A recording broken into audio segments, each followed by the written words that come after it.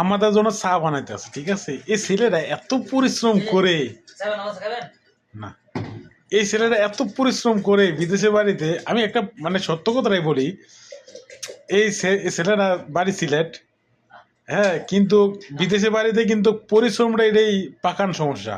কেউ পাকাইতে খাই মানে পাকাইতে চায় না, কিন্তু টাকা দিয়ে প্রয়োজনে খাইবো তো পাকাইয়া খাইতো না।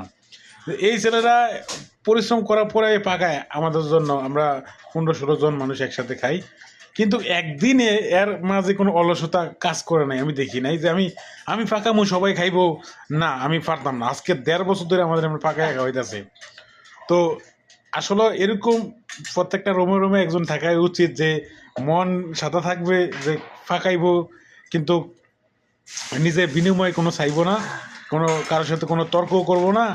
কিন্তু এই কাজটা যদি দেখা যায় যদি কুমিল্লার লোকই করতো, যে আমি যেহেতু কুমিল্লার মানুষ, বা যদি বিবাড়িয়া মানুষ করতো, বা নোয়াখালীর মানুষ করতো, বা বরিশালের মানুষ করতো, ও না, আমি এত বলদ না, আমি এই কাজ কেন করব, আমি পাকামো, সবাই খাইবো, আর সবাই বসে বসে মোবাইল টিপবো না, এরকম তো না। আমি আরো এমন পাগল না।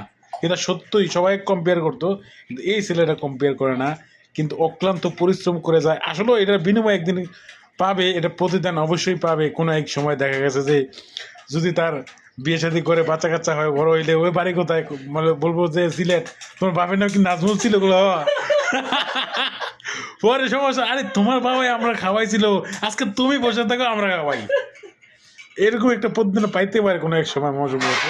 আর যদি এমন হইতে পারে যে হ্যাঁ বিয়ে করছে 2টা বউ, আগেরটা ছেড়ে দিছে, যদি কই কে এটা, কেউ কি নাজমুলের বউ, ও আচ্ছা, এটা সমস্যা না, আমরা জায়গা দেই, আমাদের বউকে আসো।